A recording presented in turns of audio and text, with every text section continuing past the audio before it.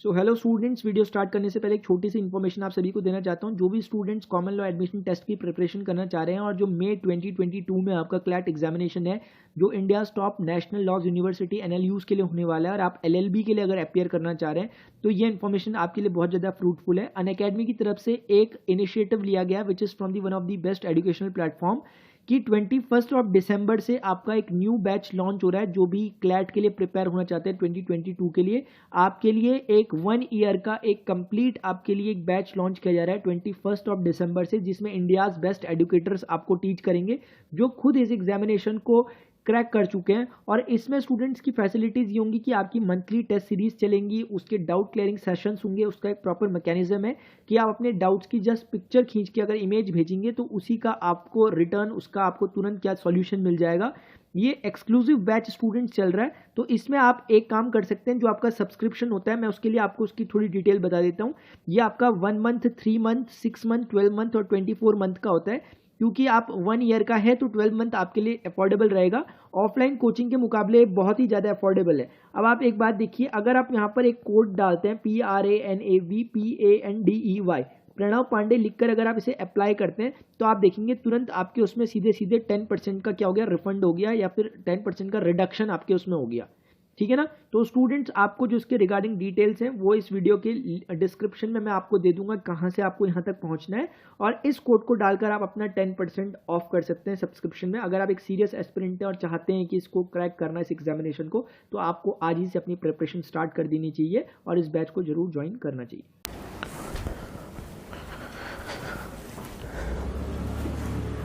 So hello students, तो students आज का ये सेशन बहुत ज़्यादा इंपॉर्टेंट होने वाला है उन सभी स्टूडेंट्स के साथ जो कि स्टूडेंट्स हैं, यानी कि जो वो स्टूडेंट्स हैं जो ये मैटर नहीं करता कि वो किस एग्जाम की प्रिपरेशन करें, इट डजेंट मैटर कि वो कौन सी क्लास में पढ़ रहे हैं, लेकिन हाँ वो अगर पढ़ रहे हैं कुछ ना कुछ यूट्यूब से और वो चीज़ें अगर समझ रहे हैं, वो अपनी एजुकेशन लर्निंग के अगर इस प्रोसेस में है, अगर उनके साथ में अपनी बातें शेयर करना चाहता हूँ। स्टूडेंट, फर्स्ट ऑफ ऑल मैं यहाँ से स्टार्ट करूँगा कि आजकल क्या है हमारे पास, जैसे यूट्यूब है, बहुत सा इसमें पढ़ने के लिए मटीरियल भी है, लेकिन नो डाउट यहाँ पर डिस्ट्रैक्शंस भी बहुत सारे हैं। डिस्ट्रैक्शन भी ऐसे बनकर आ रहे हैं कि मैं आपको क्या बताऊं, डिस्ट्रैक्शन भी कुछ इस तरह के जो पढ़ाई से रिलेटेड हो जा रहे हैं।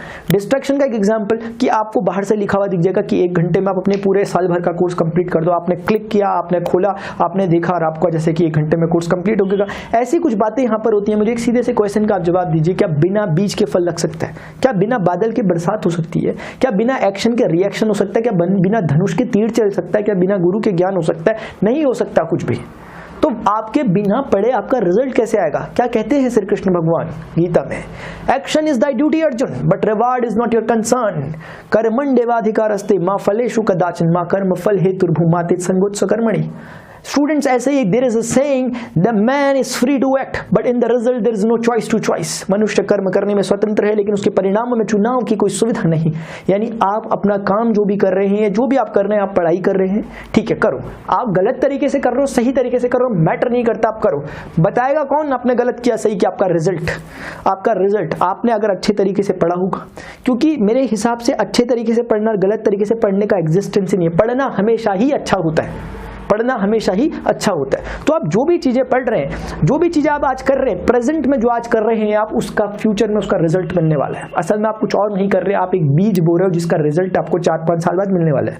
मैं अक्सर अपने स्टूडेंट से पिछले 4-5 सालों से यही बात पूछता रहता हूँ। हर बार हर सेशन में अपने स्टूडेंट से मैं एक दिन एक ये सेशन रखता हूँ, उसमें स्टूडेंट से सिर्फ इतना बोलता हूँ कि आप ये बताओ कि आज से 3, आज से 4, आज से 5 साल बाद अपने आप को कहाँ पर देखते हो, कहाँ पर अपने आप को आप पाते हो, कहाँ पर आप अपने आप को पाते हो। क्या अगले 4 साल बाद अगर मैं आपको उठाकर किसी एक अनजान सिटी में डाल दूं, मैं आपको उठा के नॉर्थ इंडिया से साउथ इंडिया में डाल दूं, तो क्या आप अपने आप को सर्वाइव कर जाओगे? क्या आप में ऐसे स्किल्स मौजूद हैं क्या आप पे कि आप अपने आप को सर्वाइव कर लो एक अनोखी कंट्री? देखिए स्टूडेंट्स, आपके साथ मैं एक बात शेयर करना चाहूंगा। एक बात आपने देखी है कि मोटिवेशन हमें कहां से मिलता है। सबसे पहले हमें क्या करना होता है, अपना कारण जानना होता है कि जिस चीज के लिए हम एक्ट कर रहे हैं, हम पढ़ना चाहते हैं, हम किस पर फोकस करते हैं? हम फोकस कर रहे हैं पढ़ने पर। ना ना ना ना, पढ़ने पर फोकस नहीं करना, पढ़ने पर फोकस कभी नहीं करना। आइंस्टाइन ने पढ़ने पर फोकस नहीं किया, अपने सीवी रमन ने अपने कभी पढ़ने पर फोकस नहीं किया, रामानुजन ने कभी इस बात पर फोकस नहीं किया कि मुझे पढ़ना है। उन्होंने फोकस किया एक्सप्लोर करने पर, एक्सप्लोर करने पर। एक्सप्लोर करते करते कब उन्होंने चीजें पढ़ दी पता भी नहीं चला। है ना। आपने एलॉन मस्क का नाम सुना। एलॉन मस्क ने क्या किया, बिना किसी डिग्री के ही सब कुछ पढ़कर किताबों से, उन्होंने किस लिए पढ़ा, क्या नंबर्स के लिए पढ़ा, नहीं, नंबर के लिए तो पढ़ा ही नहीं, क्योंकि कोई डिग्री नहीं है अगले के पास, लेकिन अगले ने उन किताबों को एज अ रिसोर्स इस्तेमाल किया, किताबों को एक खजाने की तरह इस्तेमाल किया कि इस किताब में वो सभी टेक्निक्स लिखी है जिससे मैं अपना सब कुछ कर सकता हूं, जो मेरा सपना है मैं उसे पूरा कर सकता हूं। तो इसीलिए सबसे इंपॉर्टेंट बात ये नहीं है कि आपको पढ़ना है। अभी क्या होता है कि मैंने यहाँ से आपको बोला कि स्टूडेंट्स देखो एग्जाम आने वाले हैं, सब कुछ आने वाले हैं, आप पढ़ने बैठ गए। आप पढ़ क्यों रहे हो, आप डर कर पढ़ रहे हो, आप अपनी इंटरेस्ट से नहीं पढ़ रहे। दो तरह के पढ़ने हैं।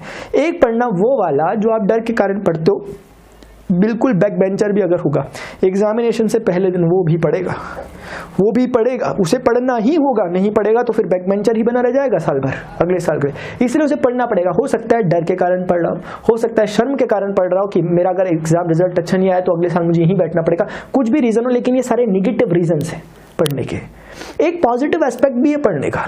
पॉजिटिव एस्पेक्ट ये है कि जब आप पढ़ रहे हो तो आपने पहले दिन से ही पढ़ना आपका कुछ इस तरह का था। हो सकता है आपने सोचा कि मैं क्लास टॉप करने के लिए पढ़ रहा हूँ, हो सकता है आपने सोचा मैं अपना बोर्ड टॉप करने के लिए पढ़ रहा हूँ, डिस्ट्रिक्ट टॉप करूंगा, स्टेट टॉप करूंगा, मैं टॉपर बनूंगा। ये एक पॉजिटिव सोचना है, लेकिन उतना डीप नहीं है जितना कि होना चाहिए। अभी फिर क्या आप सोच सकते हो, आपके पास फिर अपने अपने तरीके हो सकता है कोई पढ़ना इसलिए चाहता हो क्योंकि उसे प्रॉपर रिसर्च करनी है, एक्सप्लोर करना है उस फील्ड में, उसका पढ़ना बड़ा फ्रूटफुल है।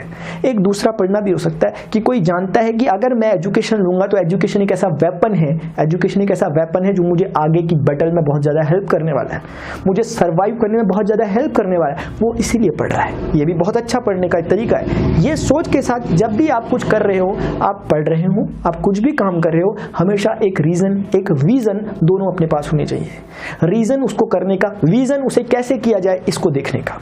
ये कुछ बातें होती हैं स्टूडेंट, इनको आपने ध्यान रखना चाहिए। तो जैसे अभी यहाँ पर जितने स्टूडेंट्स आप बैठे, आई थिंक यहाँ पर स्टूडेंट्स हैं क्लास 10th 11th 12th इस तरह के स्टूडेंट्स यहाँ पर बैठे। देखिए स्टूडेंट्स, हमें क्या करना है ना, हमें अपना एक स्ट्रक्चर टाइम टेबल बनाना है। जैसे मैं आपको यहाँ पर जब बता रहा हूँ कि आपका टाइम टेबल कैसा बने, तो उस टाइम टेबल को मैं एक इंडिविजुअल टाइम टेबल बनाकर आप सभी के साथ में डिस्कस कर सकता, क्योंकि सबकी स्थितियां परिस्थितियां अलग अलग है, सब अलग अलग सिचुएशंस में, जरूरी नहीं है जैसा मैं सोच रहा हूँ वैसी सिचुएशन आपकी हो, या जैसा मैं सोच रहा हूँ हो सकता है उससे ऊपर हो या उससे नीचे हो, परिस्थितियां अलग अलग है। लेकिन मैं कुछ क्या कर सकता हूं, कुछ आपको की पॉइंट्स दे सकता हूं, मैं कुछ आपको स्ट्रक्चर दे सकता हूं, कुछ मैं आपको ब्लूप्रिंट्स दे सकता हूं कि इनका ध्यान रखते हुए अपने टाइम टेबल को आपने बनाना चाहिए। ओके, अभी क्या है, अभी हमारा एग्जामिनेशन आने वाला है। अगर आप बोर्ड एग्जामिनेशन की प्रिपरेशन कर रहे हैं, आपका एग्जामिनेशन आने वाला है, आपकी प्रिपरेशन कैसी हुई कैसी नहीं हुई ये सब कुछ मुझे बताने की जरूरत नहीं, आपका रिजल्ट अपने आप बता देगा कि आपने क्या पढ़ा था क्या नहीं पढ़ा था। अगर आप पूरी दुनिया में बोलते फिरते हो कि मैं बहुत पढ़ता हूँ, रिजल्ट में आपको कुछ नहीं दिख रहा, तो शायद आपने नहीं पढ़ा था, आप झूठ बोल रहे थे। लेकिन ऐसा भी होता है कि कई बार स्टूडेंट बोलते हैं कि मैं कुछ नहीं पढ़ा, रिजल्ट दिखता है, फिर भी अगला कहता है मैंने तो कुछ पढ़ा नहीं था, लेकिन उसने पढ़ा था। ध्यान रखें इस बात को, वो एक कहने की बात होगी कि मैंने नहीं पढ़ा था, क्योंकि रिजल्ट बता रहा है कि इस स्टूडेंट ने पढ़ा था। और ध्यान रखिए, जो एग्जामिनर आपकी कॉपी वहां पर चेक कर रहे हैं, जो आपका रिजल्ट बना रहे हैं, वो आपको इंडिविजुअली बिल्कुल नहीं जानते हैं, उनको नहीं पता कि आप एक्चुअली टॉपर हैं कि नहीं है। अच्छा, एक बात गौर करिए आपने, कभी आप जिस भी क्लास में पढ़ते हो, आप जो भी क्लास में पढ़ते हो, जैसे मान लिया अगर 10th क्लास में आप पढ़ते हो, आप 12th क्लास में पढ़ते हो, बोर्ड का एग्जाम हुआ, क्या वो एग्जामिनर आपको जानते थे क्या कि आप कौन है? हो सकता है क्लास में हम सोचे कि भाई हमारे क्लास टीचर हैं, सब्जेक्ट टीचर हैं, जानते हैं कि टॉपर कौन है, इसलिए इसके नंबर हमेशा ही अच्छे आते हैं। लेकिन क्या वो जो बोर्ड एग्जामिनेशन में जब उनके नंबर फिर से अच्छे आते हैं तो उसका रीजन क्या है? इसका रीजन ये है कि वो बिल्कुल अभी भी नहीं जानते थे। बोलता कौन है? वो स्टूडेंट का चेहरा नहीं बोलता है उसकी कॉपी में लिखी हुई चीजें, उसके लिखे हुए सॉल्यूशंस, उसका लिखा हुआ रिप्रेजेंटेशन, ये बोलता है टीचर के सामने, और टीचर फिर से उन्हें मार्क्स दे देते हैं। तो आपको जब अपना टाइम टेबल बनाना है, अभी पढ़ना है आपको अपने एग्जामिनेशन के लिए, सबसे पहले कुछ काम करें कि आपके जितने सब्जेक्ट हैं उनको बाइफरकेट कर दें। आपके 4 सब्जेक्ट है, 5 सब्जेक्ट है, 6 सब्जेक्ट है, जितने हैं उन्हें अलग अलग हिस्सों में रख दें। उसके बाद इन्हें प्रायोरिटी लेवल पर लगाएं। प्रायोरिटी लेवल पर कहने का मतलब यह है कि जो सबसे ज्यादा आपको टफ लगता है, सो कॉल्ड टफ, जो आपको लगता है जिसमें आपको प्रॉब्लम होती है, उसको सबसे पहले नंबर पे डालो। उसके बाद जो थोड़ा सा आपको लगता है कि इससे थोड़ा सा स्ट्रॉन्गर है, उसे दूसरे नंबर पे, उससे स्ट्रॉन्गर उसे तीसरे नंबर पे, उससे स्ट्रॉन्गर उसे चौथे नंबर पे, जो फाइनली आपको लगता है कि जिसमें आपको थोड़े इनपुट में अच्छा आउटपुट मिलता है, उसे लास्ट नंबर पर आप डालो, लास्ट सब्जेक्ट को उस पर वहां पर डालो। इसका क्या मतलब है? इसका मतलब यह कि प्रॉपरली आपको, अगर मान लिया आपको एक दिन में अगर आप 4 से 5 घंटे पढ़ते हो, तो आपको हर एक सब्जेक्ट को प्रॉपर टाइम देना है, इक्वल। लेकिन फिर अब क्या करना है, जिसको आपने प्रायोरिटी ज्यादा दे रखी है, उस प्रायोरिटी वाले पर टाइम थोड़ा सा ज्यादा आपने स्पेंड करना है। मान लिया मैंने मैथमेटिक्स पढ़ रहे हैं, आपको मैथमेटिक्स में थोड़ी प्रॉब्लम होती है, आपको लगता है कि आप आंसर निकालते हो सब कुछ समझ में आता है, आंसर प्रॉब्लम करता है आपका, यानी आंसर जब निकलता है तो वो प्रॉपरली आंसर नहीं आता जो आना चाहिए बुक में, जो आंसर है, जो एक्चुअल आंसर है उसका। क्या करोगे? हाथ पे हाथ धर के बैठ जाएंगे हम, या क्या करेंगे? हम एक काम करेंगे, हम अपनी गलतियों को सीखेंगे, ऑब्जर्वेशन करेंगे। भले ही क्वेश्चन छोटा हो, भले ही क्वेश्चन छोटा हो, दुनिया की नज़रों में क्वेश्चन बहुत सिंपल हो, हमारा आंसर अगर गलत आ रहा है, हमारी ड्यूटी है, पर्सनल ड्यूटी है कि हमें बैठकर इसको ऑब्जर्व करना चाहिए कि हमारी गलती कहाँ पर हो रही है। आपने उस गलती को डिटेक्ट करना चाहिए, क्योंकि जितनी गलतियां अभी आप करोगे, जितनी गलतियां अभी ट्रेनिंग के दौरान आप कर लोगे, उतनी गलतियों से आप बच जाओगे आपके एग्जामिनेशन में होने के लिए। वरना क्या होता है, ऐसा नहीं है कि आप अभी कर रहे हो, आपसे गलती हो रही है। बहुत से स्टूडेंट बेचारे ये सोचते हैं कि भाई मैं जब भी कर रहा हूँ मेरा आंसर गलत क्यों आ रहा है। बहुत अच्छी चीज हो रही है आपके साथ, आप इसका पॉजिटिव हिस्सा क्यों नहीं देखते? आप ये क्यों नहीं देखते स्टूडेंट की जितनी गलतियां हो रही है अभी हो रही है, अगर आपने अभी ट्राई नहीं किया होता कहाँ होती? एग्जामिनेशन में। और एग्जामिनेशन में होती क्या होता? फिर आपके नंबर कम आते। नंबर कम होने से क्या होता है? नंबर कम होने से कहीं ना कहीं इस सोसाइटी का इस तरह का स्ट्रक्चर बन चुका है कि आपके नंबर कम आने से आप, किसी और की बात नहीं कर रहा, आपको खुद अंदर से गिल्टी फील होगा, नहीं होगा तो वो और अच्छी बात है, नहीं होना चाहिए वैसे, लेकिन क्यों हम ये वाली बात ही लाएं? हम क्यों ना पहले से प्रिपरेशन कर लें? देखिए स्टूडेंट, खुद ही सोचिए एक बात को कि एक स्टूडेंट है, एक आपके साथ एक स्टूडेंट है, दो स्टूडेंट है, ए और बी स्टूडेंट है। जो ए स्टूडेंट है, ये स्टूडेंट ना पढ़ने में, दोनों स्टूडेंट लगभग ठीक ही हैं। ए स्टूडेंट के मान लिया हम कहते हैं 60% आई, और बी स्टूडेंट के मान लिया 65% आई। अच्छा कौन है? ए स्टूडेंट की 60% आई, बी स्टूडेंट की 65% आई। अगर मैं पूछूं कि नंबर वाइज, या आपको पहली नज़र में आप क्या बोलोगे, है ना? तो एक नज़र में बोला जा सकता है कि 65% वाला अच्छा स्टूडेंट है, लेकिन अब बैकग्राउंड सुन ले।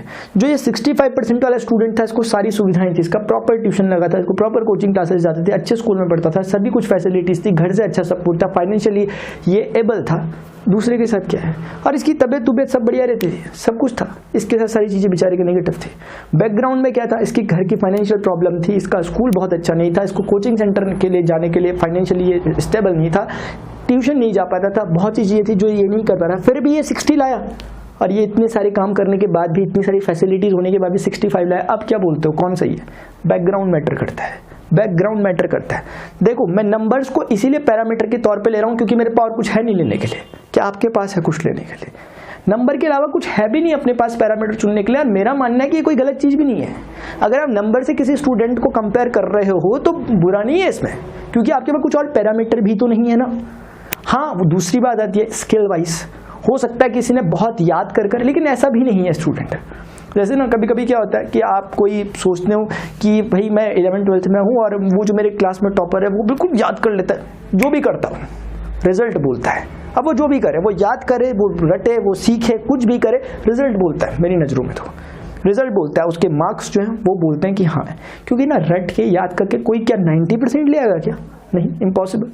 अगर आप फिर भी सोचते हो कि किसी की 90-95% ऐसे ही आ जा रही है कि वो चीज़ों को याद करता है, समझता नहीं है, मैं तो कुछ ज़्यादा ही एक्स्ट्राऑर्डिनरी हूँ, मैं तो चीज़ों को समझ कर ही करता हूँ, मैं तो चीज़ों को समझ के ही करती हूँ, मेरे 60% उसके 90 के बराबर है, भूल है आपकी बहुत बड़ी। इसीलिए हमें क्या करना है, हमें जो बहुत अच्छा स्टूडेंट है उससे अच्छाई तो लेनी है। जो हमें दिख रहा है कि यार जो स्टूडेंट है इसका बहुत अच्छा नहीं रहता परफॉर्मेंस, लेकिन उसमें भी बहुत सी कुछ ऐसी बातें होंगी जो लेने लायक है, पॉजिटिव बातें, उनको आपने लेना चाहिए।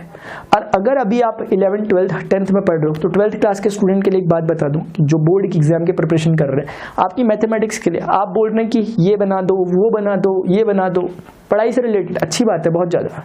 क्योंकि मेरे स्टूडेंट सारे के सारे वैसे वाले जो कि इस बात पर फोकस करते हैं, जो कर्मवादी हैं, भाग्यवादी नहीं, जो भाग्य के भरोसे नहीं बैठते, जो कर्म के भरोसे हैं, यानी कि जो जिनको पता है कि जितना पढ़ूंगा उतना आएगा, जितना पढ़ूंगी उतना रिजल्ट आएगा, जो ऐसे वाले वो स्टूडेंट क्या कहते हैं कि सर आप इसकी वन शॉट बना दो, इस चैप्टर को आप कंप्लीट कर दो, इस चैप्टर की एक्सरसाइज करा दो।